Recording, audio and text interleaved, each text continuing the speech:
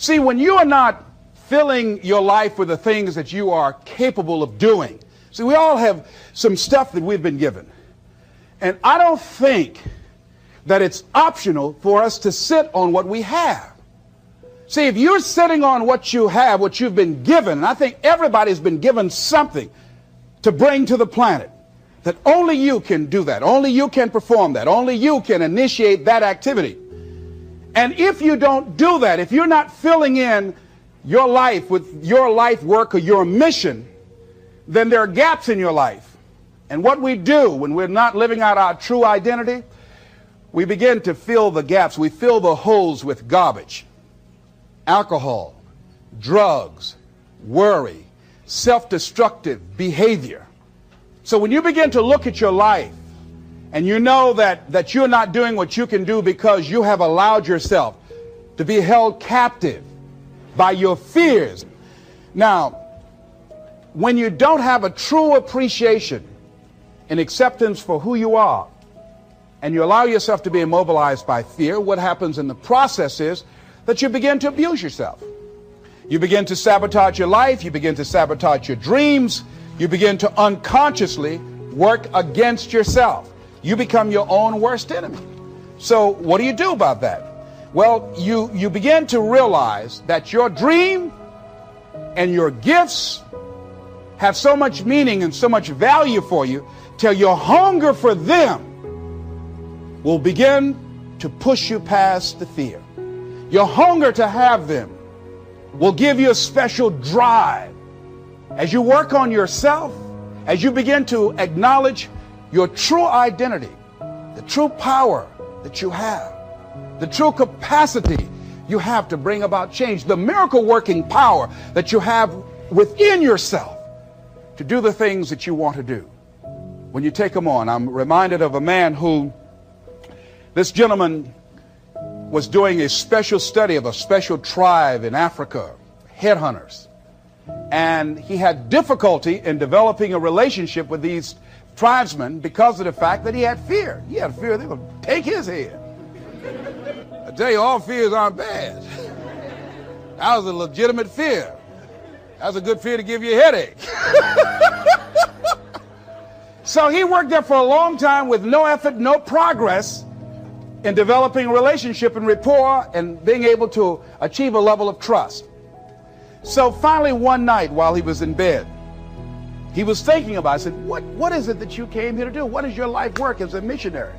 He said, I want to study these tribesmen. I said, what's the worst thing that they can do to you? Kill you. And he just decided, hey, this is what I came here to do. I know that there's some risk involved, and I'm going to do it, come what may. He said, I'm not going to be afraid anymore. He went back the next day, and he started doing the work and trying to talk to and interview many of the members of this tribe. And they began to respond to him. They threw out the welcome mat to him. And years later, when people came to see what his progress was, they asked him, how were you able to do this? How did you convert the relationship from being hostile to that of being positive? And he said something I think has value for all of us. He said, when life can no longer threaten you with death, he said, what else is there? What else is there? And the majority of the fears that we have are not life or death fears. They're not those kind of fears. But through our imagination, we blow them out of proportion and we give them more power than they actually have or deserve, and we permit them to govern our lives. We permit them to determine how far we can stretch out on our dreams and discovering our stuff. And as we begin to look at ourselves and begin to, wait a minute, just getting to the point as you assess yourself and begin to prove yourself and just say, wait, hold a minute. I've been sweating this out. What's the worst thing that can happen to me on this? Will it kill me? Will I die? Why am I going through all of these changes over this? How much power does this really have? And am I the one that's feeding the power into it? See, a lot of times we allow ourselves to be fed and to be programmed into being afraid. I mean, you watch the news and read the newspaper, you'll be scared to come out the house. Am I right? You'd be afraid. So what kinds of things, what kinds of thoughts are you feeding your consciousness? What kind of things are you putting in your mind that will enable you to either move forward or to justify why you're staying where you are? Another piece that I look at, that when I finally decided that I was going to go to the dentist, the pain was so great. I couldn't hold out any longer. All of a sudden, the fear didn't matter. I can't but take me. Now, some people need fear, you know. I have a friend that we told him, hey, man, you know, you need to lose some weight. You're getting overweight and out of shape, and at our age, we need to have a regular program. And Bud said, man, I've been fat since I was a little boy. I'm big bone. I've never seen a fat skeleton, though. You know? Well, Bud became ill. How many of you ever seen a fat skeleton? Right here. I know. All right. Bud became ill, passed out, and I was there, and the doctor was talking to him. And Bud, I think, was going to go right back to same old eating habits and doing everything. You know, they said, look here, you are a diabetic. He said, now here's some of the side effects. You know, you could go blind, you can become an amputee. None of that touched him. He said, you can become impotent. He said, what did you say? Bud has lost weight. He exercises every day. He's into body sculpturing. 48 years young. He looks great. I can't believe it. But just that one statement made all the difference in the world. Bud is a new man today.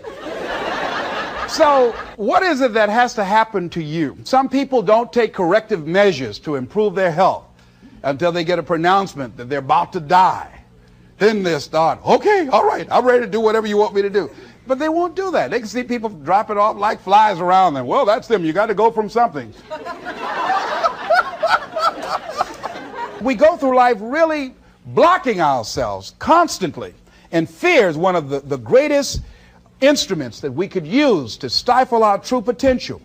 When you begin to look at your life, you can decide to use fear as a blocker, or you can decide to use it as building blocks. That you decide, hey, look here, I'm going to move in this direction. I'm not going to allow anything to stop me from doing what I want to do. Shake somebody's hand on your right and left and say, I'm unstoppable.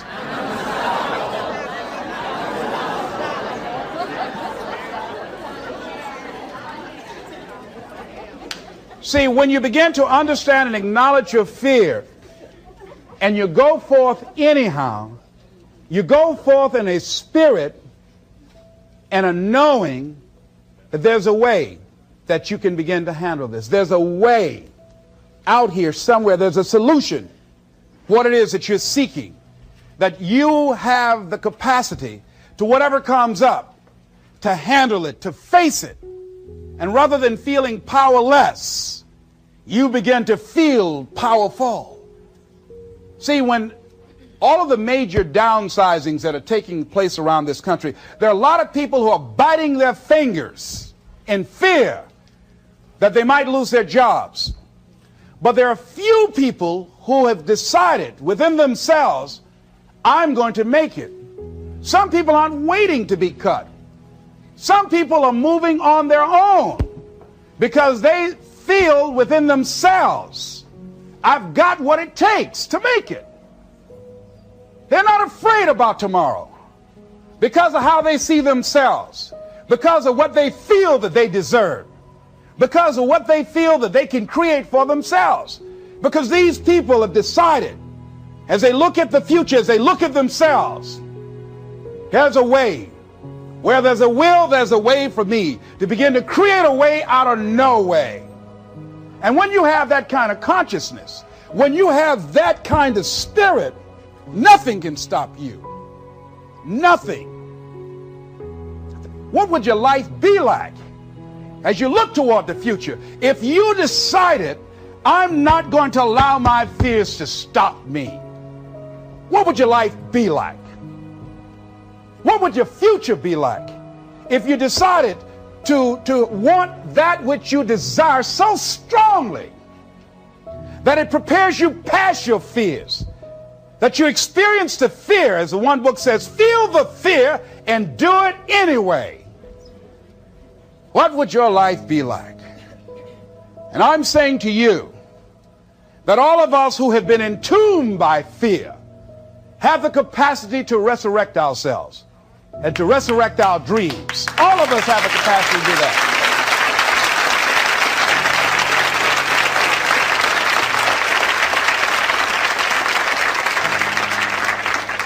And you have, is it easy? No. It's not easy. Can I do it? Yes. What's one of the ways to get started? Some of us need somebody to hold our hands. Sometimes we need somebody to help us out.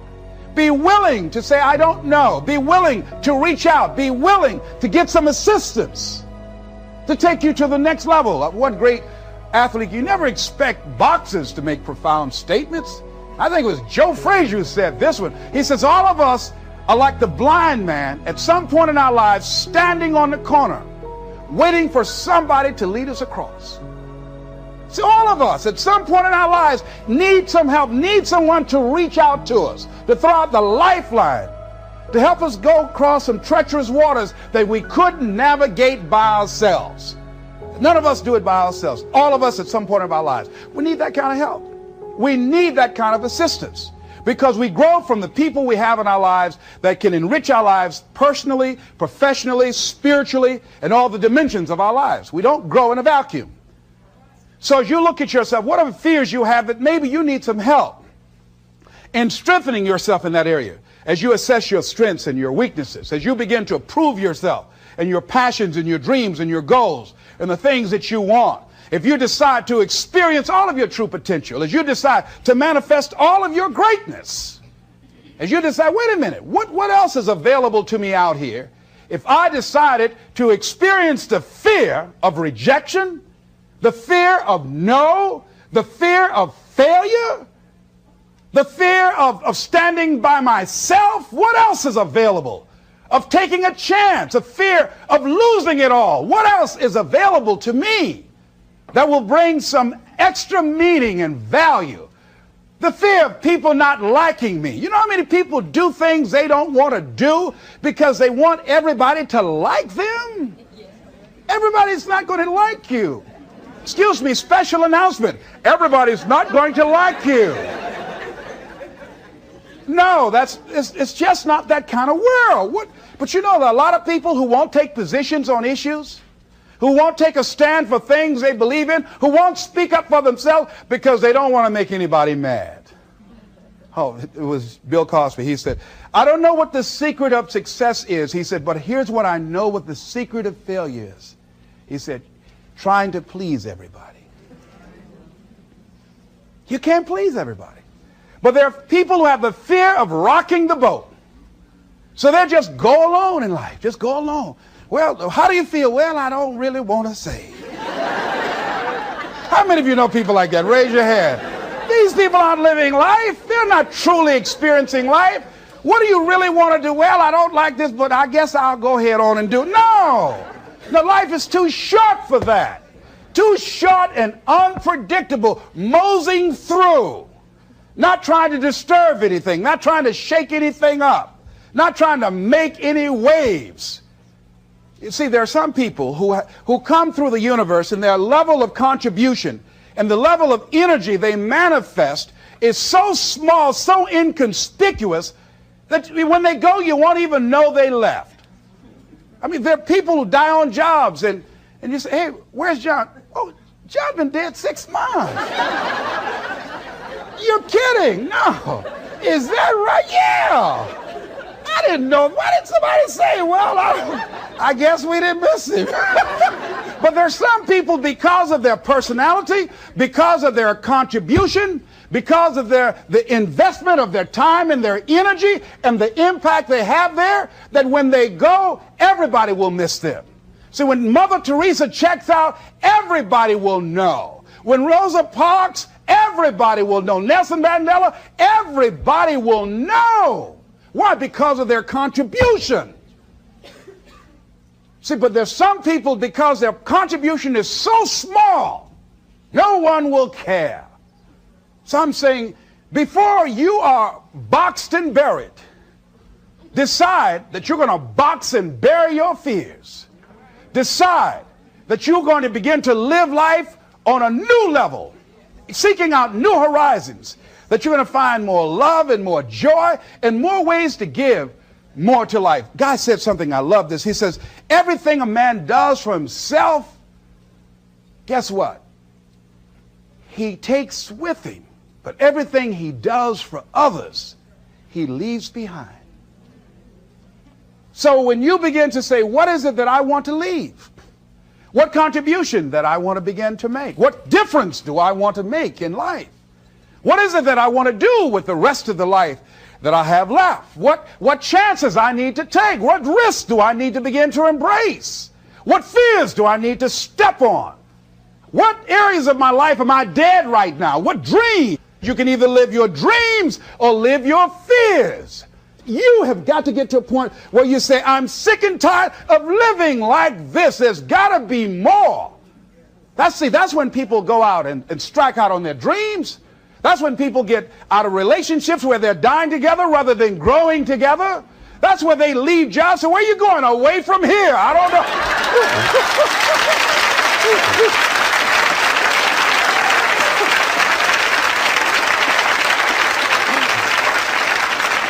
Do you have another job? No, I don't. How are you going to make it? I don't know, but I will. See, you will when you put yourself in that kind of situation. I'm reminded of two frogs that were hopping down the road, and they fell into a bottle of milk. And one was hopping up and down for a while, and he drowned. He just gave up. But this other frog just kept on kicking. He wouldn't give up. He just kept on kicking. And pretty soon he churned that milk into butter, and he walked on out.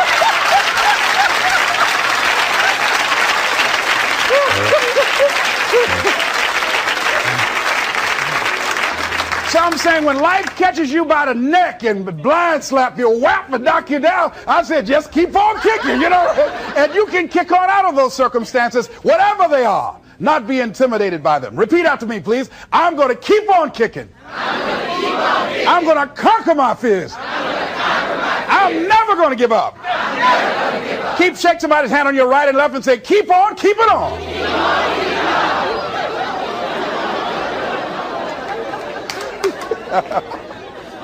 I tell you, one of the exciting things about life is you got to keep the child in you. Little children dream.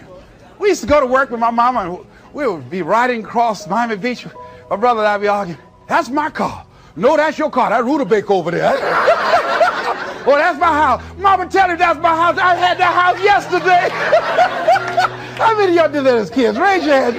But then after we become adults, life slapped you side the head a few times, and then you don't dream anymore. Victor Thomas, in the book The Invisible Man, I think it was, he said, the impulse to dream has been slowly beaten out of me through the experience of life. And most people, ladies and gentlemen, have stopped living their dreams because of the lessons they've learned from life or things they've picked up, because we've only been born with two fears: the fear of a loud sound or the fear of falling. And all the other fears are fears we learn, fears we pick up.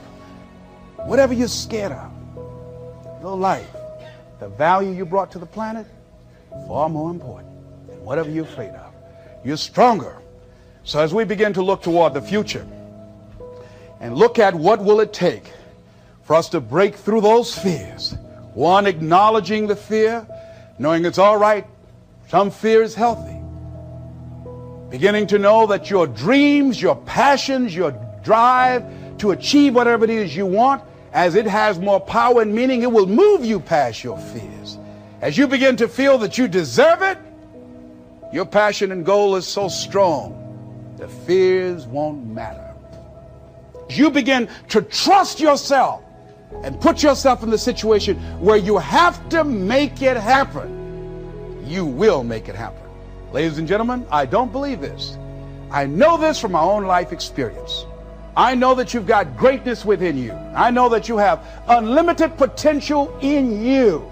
I know that you have something to give to the universe that was not here before you showed up. Somebody said that life is God's gift to us, and how we live our lives is our gift to God. What kind of gift are you giving? And what kind of gift could you give if fear wasn't an issue?